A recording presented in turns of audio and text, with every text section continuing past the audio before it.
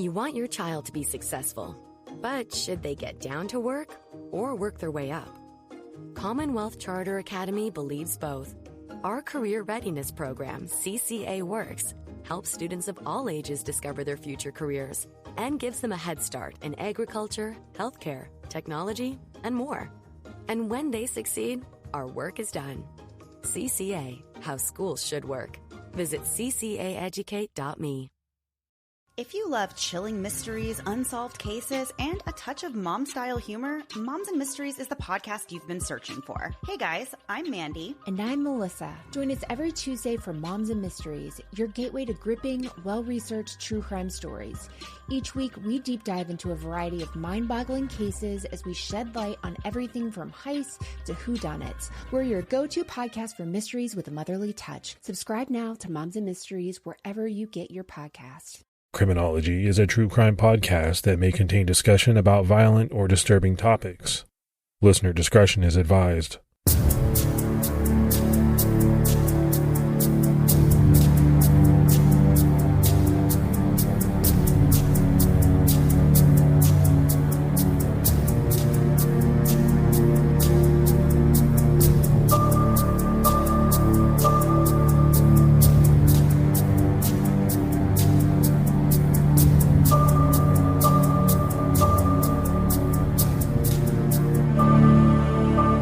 Hello, everyone, and welcome to episode 167 of the Criminology podcast. I'm Mike Ferguson. And this is Mike Morford. Mr. Morford, what's going on with you? Not much. Excited to get this episode out finally. We had a little bit of gremlins working on us last week, trying to get it out, but hopefully it works out better this time. Yeah, a little technical difficulty, which can happen, right? You and I recorded this episode, and when we went to put it together, we realized that we had some pretty serious audio issues that we could have put it out, but the sound was just so bad that I don't think anybody would have wanted to, listen to it. It was just a weird situation. We've never experienced anything like it. Yeah, I think some of our diehard fans probably would have been okay with it, but it didn't feel like it was up to par with what we try and put out, so I think it was just better to be patient and try and do it over and do it the right way.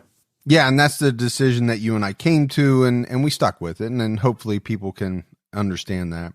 When you're recording episodes, sometimes things happen, like as in life. So Morph, let's give our Patreon shout-outs. We had Glenda Hernandez, George Lambert, Kelly Dunbar, Shelley Peterson, Shelby Rodman, Carlos Elver, Mark Garrett, Chris Bach, Jessica McConville, Stephanie, and Crystal Livingston. So, again, a lot of great new support. We really appreciate it. Yeah, that's some really great support. It goes a long way to putting out the show, and we can't thank you enough. And if there's anyone that would like to help support Criminology, you can do so by going to patreon.com/criminology. More if we've been talking about it, but CrimeCon 2022 in Vegas is coming up. We've heard from a lot of listeners saying that they want to go, they want to meet up with us in Vegas. And I think the more we hear from people about that, the more exciting Vegas becomes. Yeah, we've mentioned that the tickets are going really fast for this. I think it's going to be pretty epic. So if you're on the fence, don't wait. Go to crimecon.com and use our promo code Criminology to get 10% off your standard badges. Yeah, me personally, I just can't wait to see you sit down at the table and a shark come and sit, next to you and take all your money. I think that's going to be exciting. That's why I don't play poker. I play the slots. So it's just me against the slot machine. And if I fail, I fail. Man versus the machine. That's it. And my wife will probably be right next to me because she's excited to go too. She's got her plans already made. So, well, at least you'll have somebody monitoring you. That's what you need. I need someone to monitor her as well. All right, buddy, it's time to jump into this episode. And this week, we're headed down to your neck of the woods, Morf, sunny Florida. I think a lot of seasoned true crime fans know that while Florida is a great state, it's got nice beaches, warm sun, great fishing. When it comes to true crime, it also has its fair share of killers, and quite frankly, a lot of cases. In this episode, we're discussing one of the more shocking cases to come out of Florida. It was just over 10 years ago, around 1 p.m. on July 16, 2011, that Port St. Lucie, Florida teenager Tyler Hadley posted a Facebook update. He was having a party and wanted everyone to come. The problem was he had talked about it a bit and went back and forth about whether he would be able to throw a party due to living with his parents. So no one really believed the status update and whether the party would happen. People asked him about his parents, what they were supposed to do if Blake and Mary-Jo Hadley came home and caught them partying. Tyler assured people that his parents were leaving and wouldn't come home. At 8:15 p.m., he posted again saying, "Party at my house. Hit me up." This time, his post worked and got the word out. On Facebook, people indicated they wanted to come. They shared his address through text to other teens he didn't even know. Tyler stopped at an ATM and withdrew $400 from his father's account as word spread. People slowly started to show up, and around 11:30 p.m., the party really got started. In Tyler's mind, this was going to be the party of a lifetime. I think in Port St. Lucie, this urge to party, even if you didn't know everyone, was pretty common in 2011 and maybe still is today. Teenagers back then were chronically bored in the still under development retirement town, 113 miles north of Miami and about 125 miles southeast of Orlando. In 2011, the city of Port St. Lucie consisted of about 150,000 residents. 10 years later, in 2021, the city has swelled to 500,000. Now, if you like golf, Club Med, or botanical gardens, you would probably never run out of fun in Port St. Lucie. But if you're a teenager there, life might not always seem that fun. Teenagers in Port St. Lucie say one of the only things there to do is quite literally party. Partying often, maybe always, means smoking marijuana in Port St. Lucie. And over the years, the illegal cannabis industry has heavily encroached into the town as dealers and growers bought cheap houses and set up indoor hydroponic grow farms. Weed is so ubiquitous there that many people and even news articles refer to the town as Pot St. Lucie. Now, obviously, there are other drugs available there as well, and drinking is common, but there's almost no escaping what seems like the staple there in the town, marijuana. As people arrived at 357 Granger Avenue, they walked up the driveway, passing Blake Hadley's black Toyota Tacoma, as well as Mary-Jo Hadley's red Ford Expedition. Tyler warned people who showed up not to smoke inside, saying, "It's my parents' house." Soon, there were 60 people at Tyler's party. Once everyone was there, he changed his mind and told everyone it was fine to smoke in the house, and actually asked that everyone stay inside. This was a paradise for the teens. They drank, smoked, and listened to music, all unsupervised. As they rolled blunts using the papers from cigarillos, people didn't even try to find trash cans for the discarded tobacco. They just let it fall to the floor. When ashes fell and burned holes in the sofa, they simply patted it out and kept smoking. Some of the teens were playing beer pong. More industrious teens were taking advantage of the atmosphere, selling pills for $1 and selling weed to the partygoers. I went to some pretty good-sized parties when I was a teenager. We partied hard. After all, it was the 80s. But one rule we all knew and lived by was that you just didn't party in your own home if you could get away with it. And if you were brave enough to host a party, you definitely tried to keep any evidence of the party hidden. And I would think that most teens would live by that rule now. But at his party in 2011, Tyler seemed to not have a care. Yeah, Morf, it was right with you. You know, in the late 80s, it was when I was really getting into my kind of party zone, if you want to call it that.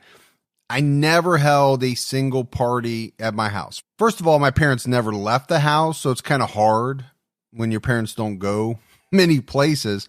But even if they had, I would have never taken the chance that, you know, something was going to get broken, something was going to get spilled. I never wanted to be in that position, but I knew a lot of kids that seemed as though they didn't have a care.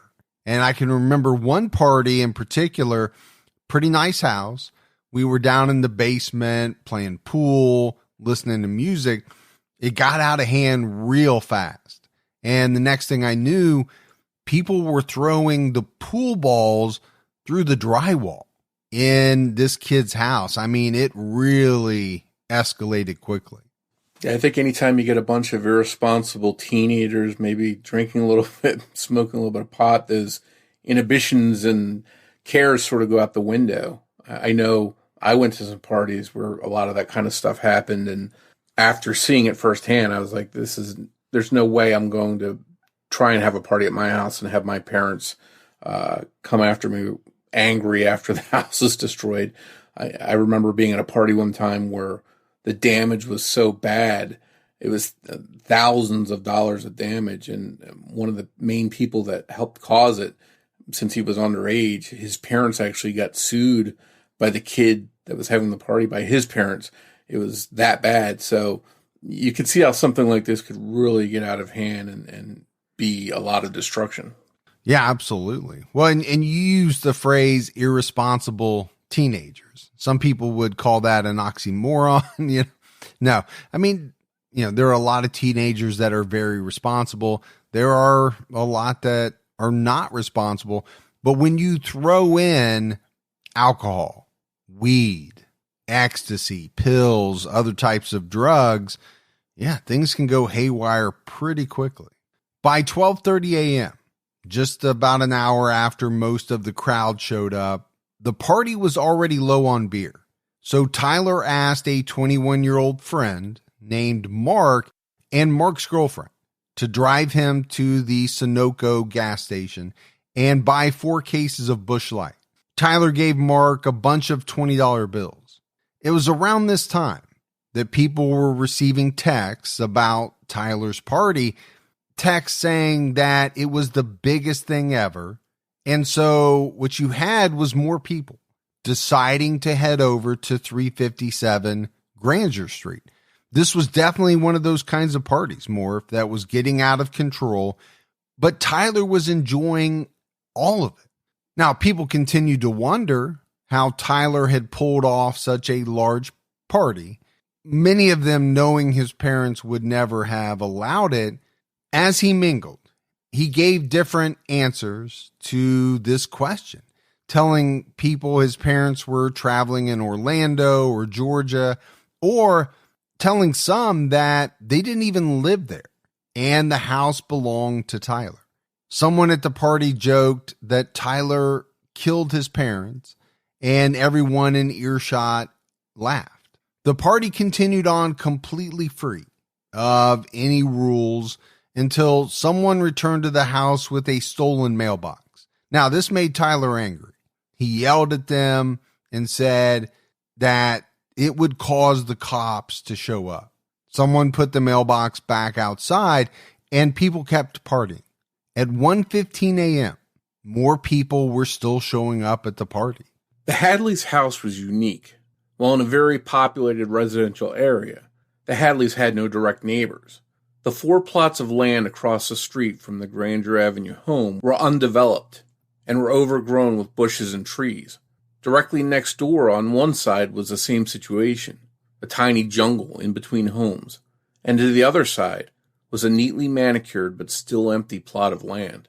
As long as he kept the noise down, Tyler's neighbors shouldn't mind the party, and the police wouldn't be called. Around 2 a.m., everyone at the party got wind that someone else was throwing a party too. More than 10 cars full of people quickly left the Hadley residence, and this commotion was too much for some of the neighbors, who finally called in noise complaints. Another neighbor noticed people in her yard, some who were trying to peek into her windows, and she also called the police. When the authorities arrived, less than 20 people were still there, trying to be quiet in Tyler's bedroom as he had instructed. Police talked to Tyler, but then they left the house without issue. As soon as the police left, people started partying again. By 2:30 a.m., people started coming back to Tyler's house. As it turns out, no one else was throwing a party that night. That rumor was false. So people either went home or back to the Hadley residence to keep the party going. The last of the partygoers finally left between 3 and 4 a.m. Tyler turned off the lights to try and keep the police and neighbors off his back. One of the last people to leave saw him making a sandwich in the kitchen with all the lights off. The party was a huge success. Tyler had gotten the attention he had hoped for. People would be talking about his party for ages. Partygoers made it home and thanked Tyler on his Facebook page for such an awesome night. Tyler posted to his Facebook at 4:40 a.m., "Party at my house again. Hit me up." Soon after, there was a knock at the door of the Hadley residence. But this time, it wasn't more partiers. It was the police once again. They had been outside the home since around 4:30 a.m., waiting and watching. The house was quiet. Most of the lights were still off, and police officers could see someone pacing back and forth through the large front window. An officer looked through the blinds and saw Tyler talking to himself as he grabbed books off a shelf near the door and threw them into a bedroom. Tyler did this multiple times before the police knocked on the door. He turned off the lights that were still on and went to the door. His left hand was behind his back, as if he had a weapon, so officers drew their weapons and searched him before trying to enter the home. Authorities asked Tyler where his parents were, and he said they weren't home and they couldn't be contacted. He also said he knew he was going to Rock Road, which is the St. Lucie County Jail's location. So I think just based off that, Morf, officers knew something was off with this scene and with Tyler. The police made entry into the home, ignoring Tyler's insistence that they not go inside, and they saw signs of the large house party. It was mostly empty solo cups, beer cans, and bottles, tobacco from cigars, and laundry thrown around. When they got to the master bedroom, the door was locked, and they noticed blood on the frame of the door and on the wall near the floor. An officer forced the door open by roughly twisting the knob a few times, and at first, the police weren't sure what they were looking at. There were items strewn about everywhere: dining room chairs, family photos, clothing, spoons, pill bottles, and paperwork. It was like someone had gone through the home and ransacked it and put everything in the master bedroom. An officer moved the dining room chairs onto the bed to be able to get into the room. He made his way to the closet where he found a dog locked inside. It was one of the Hadley family's 2 dogs. It was only then that the officer discovered the bodies of Mary-Jo and Blake Hadley, face down under piles of junk, with towels wrapped around their heads. Their bodies were cold to the touch. As it turned out, Tyler Hadley really had killed his parents, and someone close to Tyler called the police on him. As the party was starting to wind down that night, Tyler had told his close friend, Michael Mandel, what he had done. But Michael didn't believe him. Tyler told him to look around at the signs, saying, "All right, you don't believe me? Why are my parents' cars still here? How could I throw such a big party and not worry about cleaning anything up or taking care of anything? What about the blood? Almost 100 teens had partied in a crime scene that hadn't really even been cleaned up very well. The computer, which was used to play music for the party, had blood on the keyboard, but partygoers dismissed it as beer or soda. Beer pong players had noticed the ball roll into a puddle of dark liquid, but they simply rinsed it off in the sink, and they kept playing. Tyler then invited Michael Mandel into the locked master bedroom, where he saw the thigh of Blake Hadley under all the junk. Michael stayed at the party for another 45 minutes, taking a very tense-looking selfie with Tyler, before leaving and calling Crime Stoppers, anonymously reporting that the Hadleys had been murdered by their son. At some point, between seeing the bodies of Mary-Jo and Blake Hadley, Michael stole a stash of Percocet that Tyler told him he was going to use to take his own life after the party. As it turned out, Tyler had seriously thought about murdering his parents for weeks. Reportedly, he had told people around him that he was going to kill his parents from at least the time he was 10 years old, but people thought he was just angry and spouting off. 2 weeks before the murders, Tyler was angry at his mother, Mary-Jo, because she wouldn't let him drive because of his drinking. He told a friend, "I might kill her," and called her a bunch of vulgar names. Now, the friend laughed it off and simply joked that he shouldn't because he'd end up in jail or prison. The entire week prior to the murders, Tyler was telling friends that he was planning to throw a party. And I think more if this is part of the reason why no one believed him at first on July 16th. He'd been bragging about throwing a rager when his parents were still alive, home, and concerned with his well-being. There was no way that party could have happened with the Hadleys' permission or knowledge. Around 11 a.m. on July 16th, Tyler had a conversation about the party on Facebook. A friend asked him if his parents were gone, and that's the reason why he could have the party, and Tyler responded by saying, "Well, they're leaving soon." Tyler was arrested, and after being interrogated by police, he helped them piece together what he had done. At around 5 p.m. on July 16th, Tyler hid both of his parents' cell phones, preventing them from being able to call for help. He also claimed to have taken multiple ecstasy pills because he knew he would not be able to go through with his plan if he was sober. After hyping himself up, he snuck up behind his mother, Mary-Jo, as she was on the computer, hitting her in the back of the head with the claw side of a hammer. Tyler claimed that his mother's last word was "why." The dark substance on the computer and keyboard wasn't beer or soda. It was Mary-Jo's blood. After hearing Mary-Jo's screams, Blake Hadley rushed to his wife, and in what must have been a scene a parent can't imagine, he saw his son Tyler attacking her.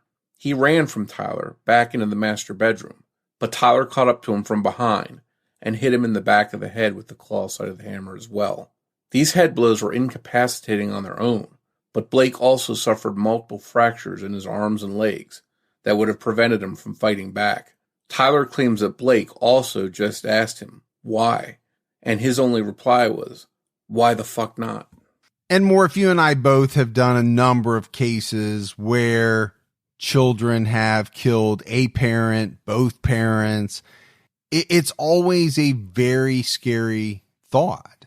You know, and I go back to Mary-Jo.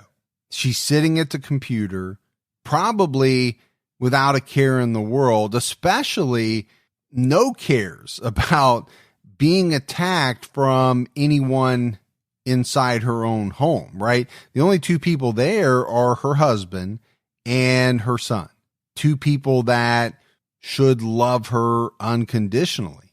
I can't even imagine what these two parents went through, seeing their son coming at them with a hammer, attacking them with the hammer. And, you know, at a certain point, knowing that their son, this person that they brought into the world, they raised, they tried to give him everything that they could, was trying to kill them. It's unimaginable to me what that must have been like in their final moments. Yeah, and I picture Blake running out to his wife's defense after maybe hearing her call out, maybe expecting to see an intruder or something, and then he sees his own son attacking her and then coming after him. I think natural instinct is to want to defend yourself, and if it was a stranger, maybe fight back, fight them off. But when you see it's your own child, I wonder if it's possible, if you can process fighting for your life, if it means ending theirs, and you've got a split second to think about that. I wonder if any of that was in their last thoughts when this was happening. Well, I definitely think for Blake, that could have been a possibility. You know, you mentioned a stranger, an intruder. Okay, you're going to do whatever you have to do to try to protect your family, to try to protect yourself. But what happens if it's your child that is coming after you? There's got to be a thought in your head that is different from defending yourself from a random stranger. There has to be. And in an attack that happens so quickly, you know, even the slightest split-second hesitation can mean the difference between life and death. After Tyler killed his father, Blake, he wrapped towels around both of his parents' heads, and he dragged the body of his mother into the bedroom. He then cleaned up the house pretty shoddily for about 3 hours. He threw anything he thought would be incriminating into the master bedroom, covering his parents' bodies. Instead of wasting time cleaning things like the dining room chairs, he simply hid and locked them away in his parents' bedroom. Then he took a shower. The city of Port St. Lucie was shocked by the murder of 2 parents at the hands of their own child. It was a disturbing thing to think about. But I think the big question on most people's minds was, how had things gotten to this point? Blake Hadley, a 54-year-old Florida power and light worker, and Mary-Jo Hadley, a 47-year-old teacher, were both well aware that something wasn't quite right with their son Tyler. He had once been a friendly and kind young boy who the neighbors watched play. But as he grew up, they saw changes in their son. By age 10, he was prescribed Adderall, a stimulant that treats ADHD and narcolepsy, and Prozac antidepressant that's supposed to boost the serotonin in your body. Michael Mendel recalls finding Tyler around this age, in the woods, with a bungee cord around his neck, a suicide attempt, or a cry for help at least. Michael told him not to be stupid and not to hurt himself. When Tyler was around 15 years old, his parents really started to notice some trouble. He began to experiment or self-medicate with drugs and started missing school and displaying disruptive behavior. He was arrested and convicted for burglary once. A neighbor tried to tell Mary-Jo that she had caught Tyler smoking marijuana, but Mary-Jo simply insisted that, number one, Tyler didn't smoke, and number two, Tyler was going to do what Tyler wanted to do. Soon after this, Tyler even started a fire at River Park Wildlife Preserve after pouring gasoline on a couch and lighting it on fire. The trouble didn't seem to stop, and there were clearly warning signs of something even worse to come. And Morf, I do think it's somewhat natural for a parent to try to defend their child, their children. You know, if a neighbor comes up and says, you know, I saw your son doing this, this, and this, you've got a decision to make. You know, do you totally discount it because you believe it's so far out of character for your child, or do you take action? You know, I found this kind of interesting, the approach that Mary-Jo took here. Number one, saying that, well, it couldn't have been Tyler. You know, he doesn't even smoke. He couldn't have been smoking marijuana. But then also going on to say that, well, Tyler is going to do what Tyler wants to do. Those two things kind of seem to be at odds. I found that kind of fascinating. Yeah, I think as parents, we all want to see the best in our kids. And when there's things that are concerning, I think a lot of times parents don't want to admit that and have a hard time coming to terms with it. Even if someone else, whether in the family or outside of the family, tells them, hey, I think something's going on, it might be hard for them to accept that. And it seems like there's a little bit of this going on with Tyler's parents, but eventually it seems to be clear that they accepted that there was something that they couldn't put their finger on that was going on with him. Well, I'm just kind of going out, you know, on a limb here, but, you know, to me, Morf, admitting that your child is doing something wrong or, you know, coming to that conclusion, it's not easy for every parent because your children are a reflection of you. So to admit that they're doing things that they shouldn't be doing, I think to some people means that, all right, I'm not a good parent. We're not good parents. We haven't done what we should have been doing. That's not always the case. I'm just saying that I can imagine a lot of parents feel like that, and that might be part of the reason why it's hard for them to believe when others tell them that their children are doing things that they shouldn't be doing. In June 2010, Tyler hit a pedestrian, a child, while driving a car registered to his father, Blake.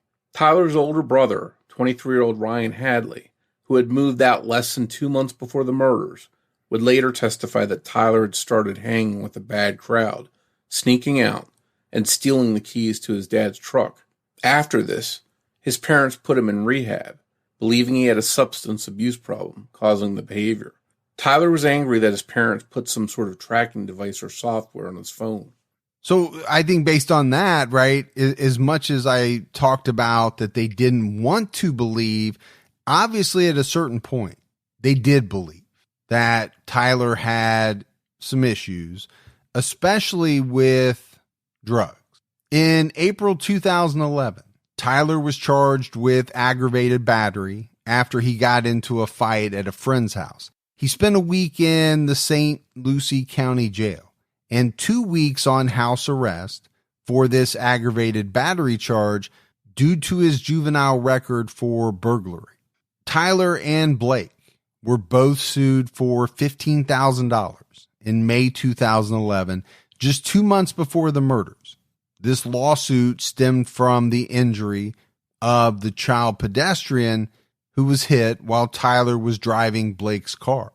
In June 2011, a year after he hit the child, Tyler came home very drunk after he had reportedly urinated on a female friend's bed. And I think to the Hadleys, this was the last straw. Things were spiraling downward for Tyler. Quickly, Mary-Jo Hadley used the Baker Act, a Florida law that allows people to be involuntarily committed to a psychiatric facility if they're in immediate danger to themselves or others, to admit Tyler to the mental health clinic New Horizons. Mary-Jo was afraid that it wasn't just a substance abuse problem. She herself suffered from depression and was afraid she had passed it on to Tyler. He had been counseled for depression and an eating disorder, bulimia, before, and she allowed human growth hormone treatment for him as a preteen so that he wouldn't be made fun of for his slim build. Tyler was still self-conscious, though. By early July, Mary-Jo thought Tyler was drastically improving and even told friends that he was over a hurdle. Just a week before he killed his parents, Tyler had gone on a trip to Georgia with his father and grandparents to visit family. During this trip, his grandfather Maurice recalled that he didn't see any indication there were any problems between Tyler and his parents. Friends and classmates of Tyler's later recalled that he was always kind of strange and that he started getting stranger as they got older. The night of the party, people recall that Tyler was quiet, nervous, anxious, and he was clearly intoxicated. At one point, his eyes rolled back heavily due to the ecstasy. Now, no one really thought that this was out of the ordinary for Tyler. Obviously, they had seen him in similar states before, and even though he was hosting a party, he seemed withdrawn. He seemed quiet. It's not in any of the reports that any of the people at the party, most of whom he didn't even know, ever asked him what was wrong that night. The selfie that Michael Mandel and Tyler took at the party, after Michael had seen the bodies of Mary-Jo and Blake Hadley, showed both boys looking uncomfortable, with Tyler looking pained, almost scared. He told multiple people that night at the party that he was planning to take his own life, or told some that he was throwing a big party before he went away. He said things like he was going away for 60 years. And when people questioned him on this, asking him where he was going, was he moving, was he going on a trip, Tyler just admitted that he had done something bad. He had told people that he was going to kill himself before. Some of the chats containing these messages were entered into evidence at his trial, but no one took him seriously. One partygoer recalled that Tyler kept rubbing his hands together, nervously clenching his fists. But I think, even with all of that, Most people thought, hey, that's just Tyler being Tyler. It's interesting to think about the times that Tyler likely thought he had been found out. He showed Michael Mandel the master bedroom just after 1 a.m. When the police came by at 1:30 a.m., he must have thought he was done for. Even earlier than that, when people were joking about him having killed his parents to be able to throw the party, he must have been pretty paranoid. It was also reported that early on in the party, someone came in and darkly, upon smelling cigarette smoke inside the house, said, "It smells like dead bodies in here." This was supposed to be a joke about how smoking kills, but it seemed to cause Tyler to be apprehensive and tense. It must have made Tyler wonder if anyone could smell what was in the master bedroom, at least before the joke was explained to him. And to me, it's no wonder that Tyler was paranoid. He had just killed his parents. And on top of that, he was drinking, he was doing drugs.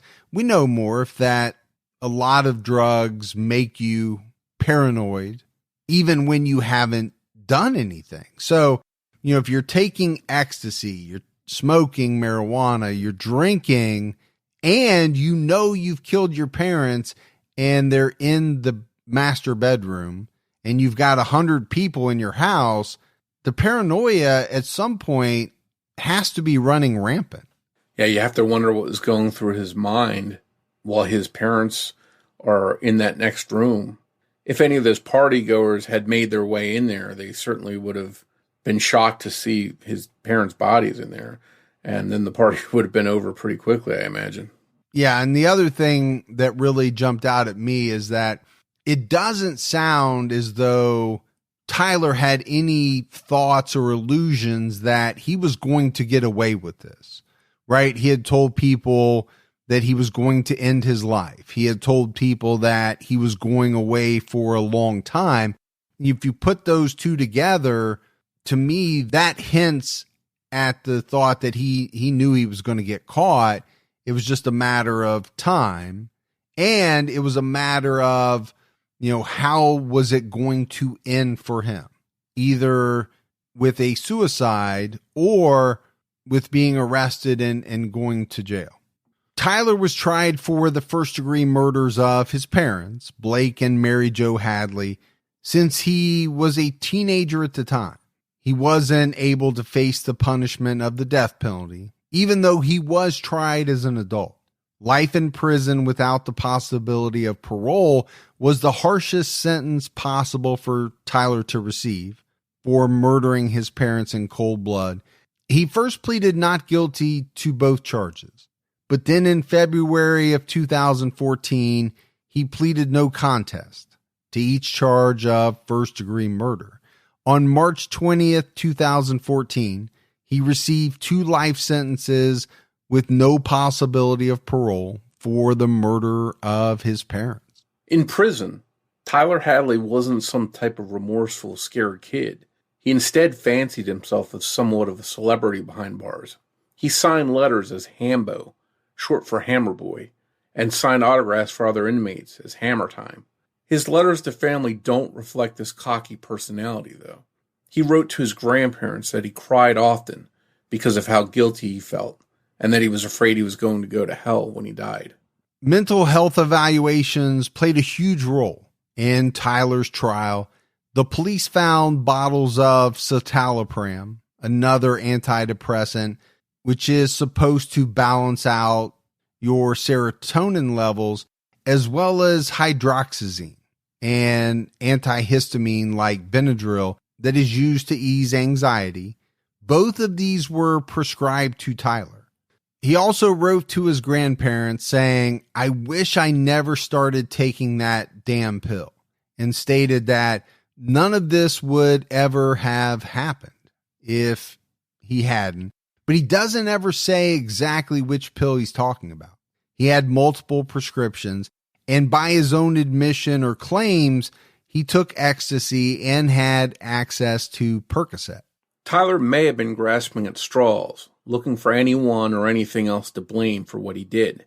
If he truly felt guilty, maybe he didn't want to own up to the fact that he was a person who could kill his closest family members. And if he didn't feel any remorse, Maybe he just wanted to try and set up an insanity defense.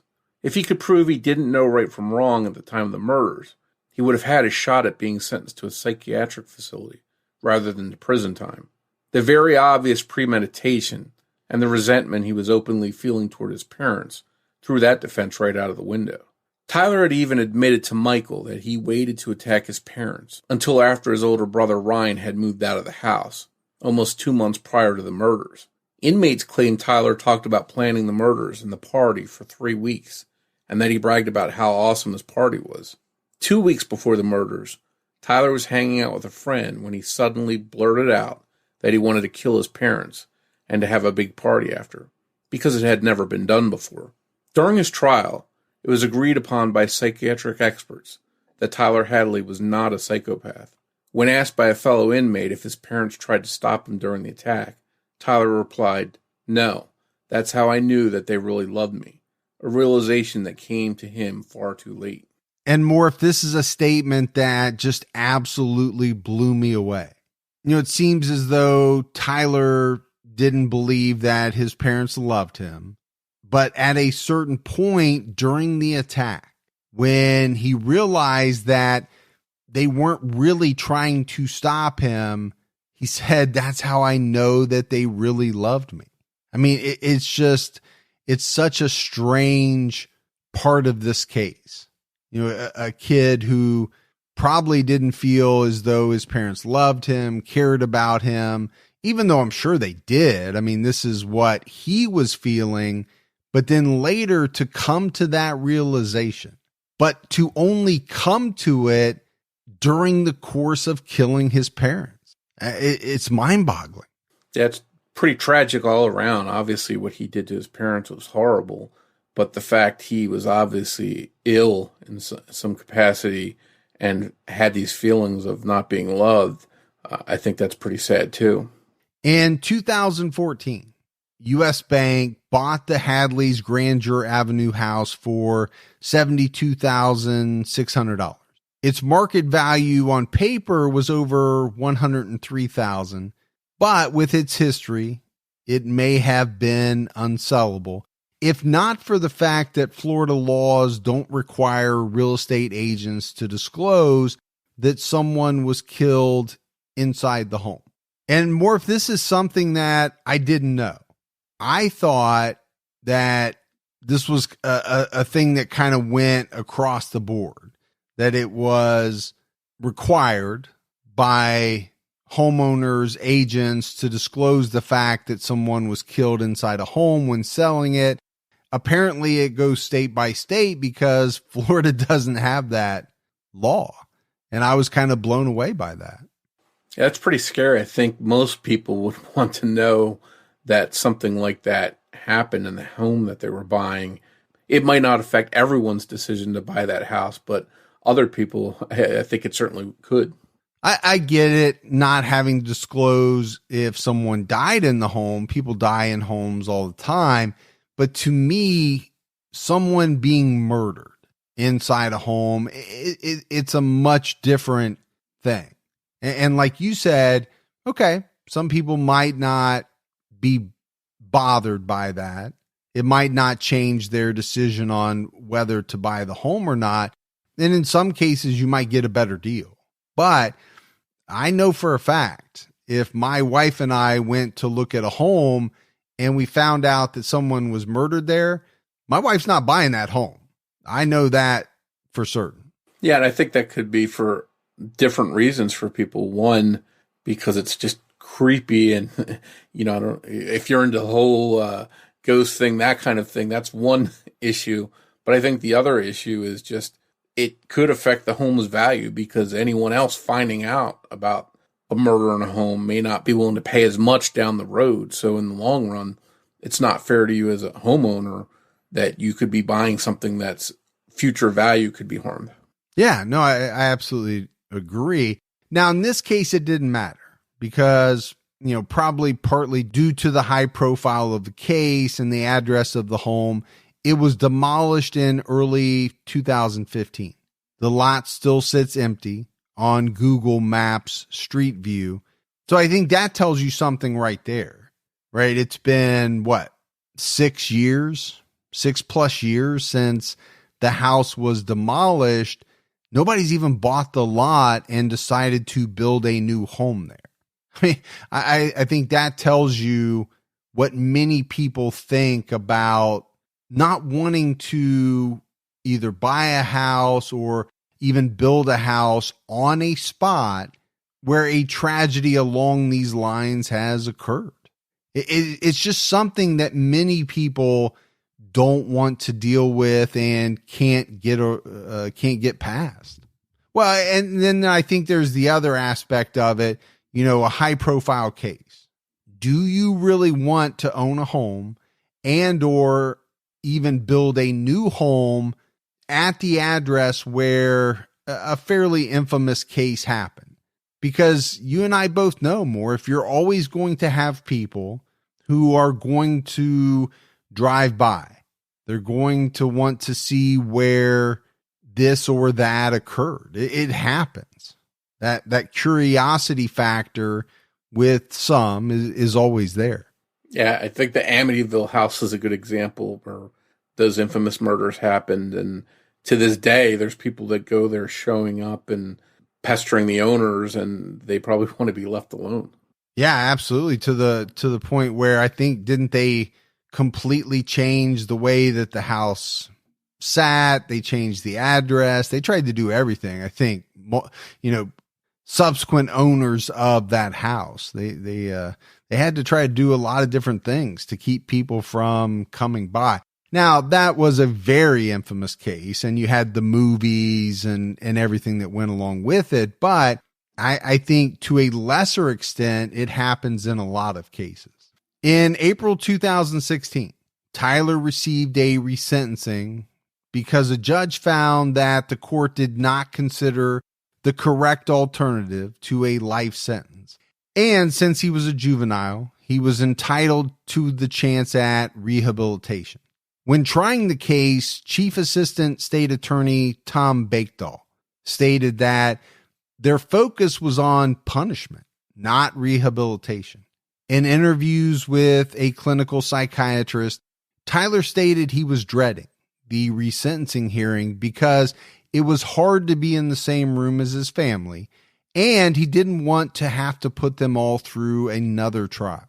In December 2018, Tyler Hadley was sentenced to life in prison, this time with the possibility of parole. He is serving his sentence at Okeechobee Correctional Institution. He has passed the GED test and scored very high, actually above average, on the SATs 2100. At the time he took the SATs, the maximum score was 2400. So, I think that in and of itself gives you some insight that, he was fairly intelligent. The kid could have done a lot with his life. Unfortunately, he chose to go a different way. He reads a lot of books, at one time being hooked on the Harry Potter series, as well as James Patterson thrillers and murder mysteries, which, is a little scary because his reading habits seem to be very similar to mine. At one point, I was hooked on the Harry Potter series. I read James Patterson, and I read a lot of murder mysteries. You could be a pen pal with him, it sounds like. Yeah, my thought on that is I have enough friends, and I'm not looking for any pen pals, especially those of the variety who killed their parents. I'll just stay out of that one. Yeah, I don't blame you for that. As far back as 2014, Michael Mandel publicly stated that Tyler Hadley ruined his life, making it impossible for him to go anywhere without people knowing who he was and associating him with the murders. He was no longer Tyler Hadley's former best friend. He was the guy who was best friends with the murderer. He also caught a lot of flack for staying at the party after knowing what Tyler did, but he explained that he took the selfie because he knew he would never see Tyler again, and that he didn't run from Tyler because he wasn't afraid of him. He had known him for so long and was comfortable around him. And Morf, I think this is one of the other things that jumped out at me about this case, Michael Mandel, and the amount of flack that this guy received over the years it seems as though, especially online, he gets blasted a lot for his actions that night. And to be honest with you, I don't completely understand it. At the end of the day, Michael Mandel did the right thing. He called Crime Stoppers and he told them what had happened. Now, I think what people take issue with is the fact that he didn't leave right away. He ended up taking the selfie. But, my thought is, okay, your friend has just clued you in to the fact that he murdered his parents. What was the kid supposed to do? Was he supposed to run out the door right then and there? Or, maybe did he think in his mind, hey, I'm going to get out of here, but I'm going to ease my way out of here. I'm not going to just up and run right after I find this out. Tyler's going to know. Yeah, plus I think you have to imagine he was in some kind of shock and maybe trying to process everything. He's a teenager. If this happened to an adult, they'd probably have a hard time processing it. So for him, as a teenager, I can imagine it was even more difficult, and it probably took a while to get through to him that, hey, I've got to get out of here and report this. Yeah, I guess to my way of thinking, people probably need to cut the kid a little bit of slack, right? He was most likely intoxicated. He was a teenager, as you said, trying to wrap his head around something unimaginable. Unimaginable being in the state he was probably in, and it would have been so even if he was sober. Like I said, he did the right thing, calling police on Tyler. He even took the drugs away from Tyler so that he couldn't end his life. Tyler later wrote to Michael that he forgives him for making the call to Crime Stoppers that early morning, but he also said, I'm in prison because of you. But it turns out that Michael was not the only one to call authorities after the party. When the 911 call tapes were released, it was revealed that there were two other callers as well. One caller, a young woman, stated that there's no emergency, but that someone had a party tonight, and it was being reported that this kid had killed his parents. Another caller, a young man, stated that he felt he had to call because a friend told him that Tyler had killed his parents. And even though that friend had already called and told everything to Crime Stoppers, he felt as though he needed to report it as well. So I think based off that, it's pretty easy, Morf, to figure out that this guy's friend was Michael. Michael had already called Crime Stoppers anonymously, but he had told a friend about it as well. And the friend felt as though he needed to report it also. Apparently, Michael's friend later said that when Michael told him, he replied, I don't want to know any details. As for the other kids at Tyler's party, many don't talk about that night, and a few who claim to speak out online are horrified, bummed out that they were partying just feet from murder victims. Others, while still creeped out, welcome the attention the party's infamy brought. Mike Young, who had been at the party since around 11:30 that night, recalled getting dozens of friend requests on Facebook after speaking to the local news, which he described as awesome. Anthony Snook, who showed up to the Hadley's residence to party around 12:45 a.m. after the beer run, seems only mildly affected, if at all, though he acknowledges that Tyler did something awful. While discussing the fact that it was wrong and shocking, he's quoted as saying, I just went to the party of a lifetime. So again, I think you have to talk about, young kids saying things, doing things. I often wonder more what these kids think, 10, 15, 20 years later about their actions that night or, in the period of time after it was discovered that the murders occurred. Are they happy with statements that they made, or do they look back on it and say, man, I was just a dumb kid at the time. I wish I hadn't have said this or that. I'm thinking it's probably the latter, but again, they were kids. I mean, how much can you really hold against them for the one kid saying it was awesome that he got so much attention on Facebook, or, the other kid saying, that it was the party of a lifetime. As shocking as this case is, Tyler is not the only young person to have killed their parents over very superficial things, or the only person to have gone on to party directly after the murders.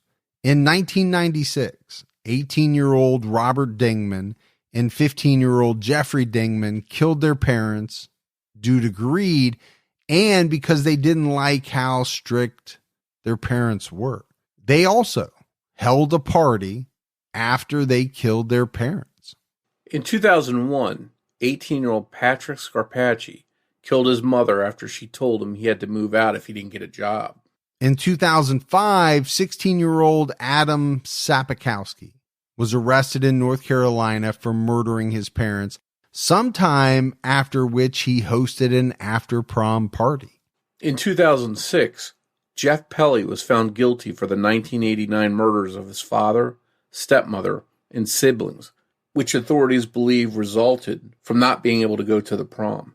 In 2012, 26-year-old Dwayne Florney was arrested for killing his father and grandmother, who had adopted him, after which he also threw a party and invited people over to the home they shared in New Jersey.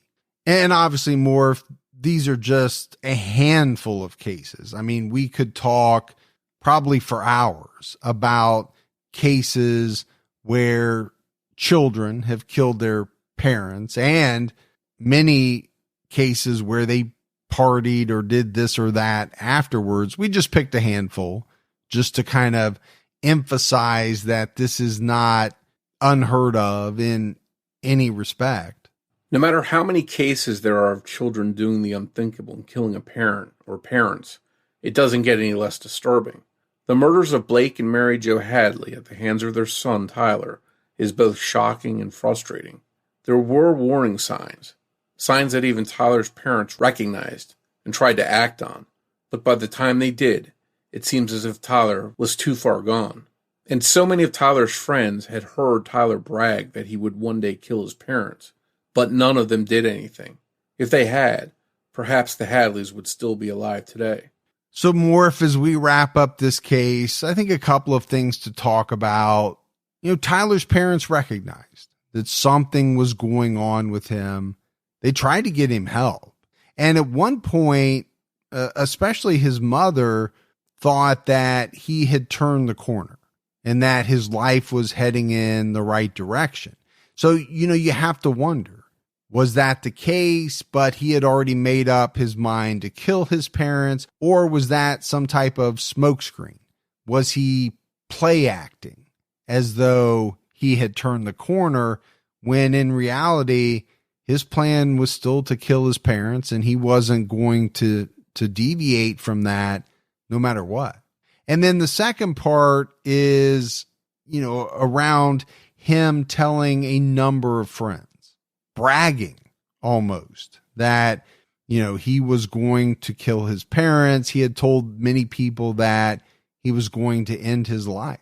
And this is something that you and I have talked about before, but what do you think as a 16, 17, 18-year-old kid when one of your friends says something like this?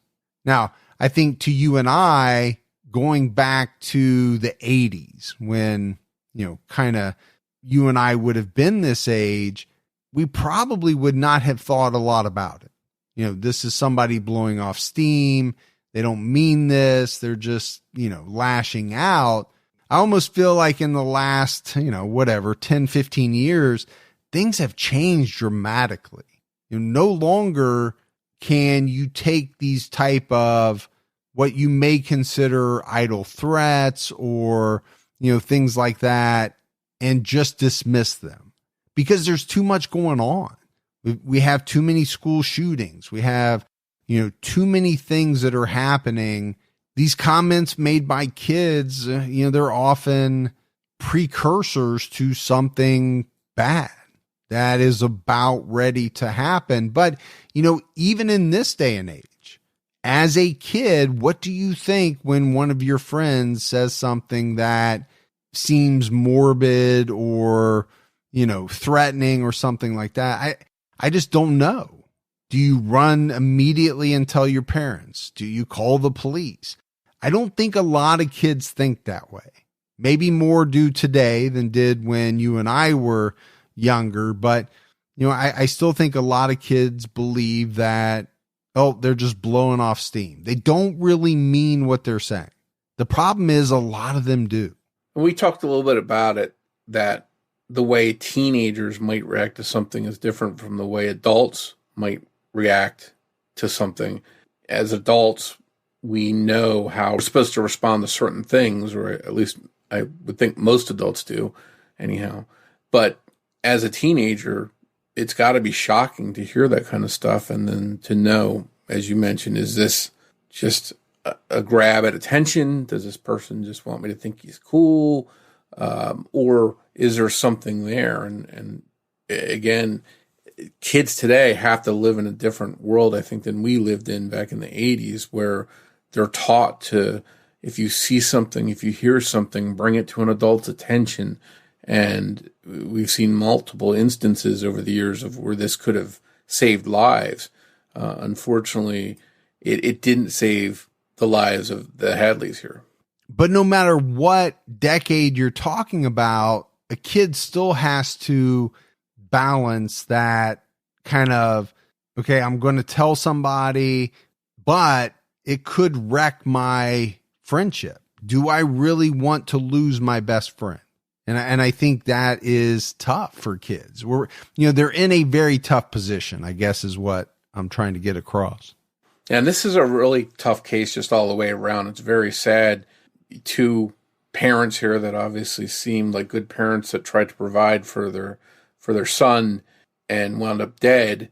Obviously, we can't go back in time and change what happened, but in a perfect scenario, with hindsight, it's easy to sit here and say, this could have been done, that could have been done. But when life is unfolding in real time, you can't make decisions spur of the moment, and the right decisions aren't always, come to.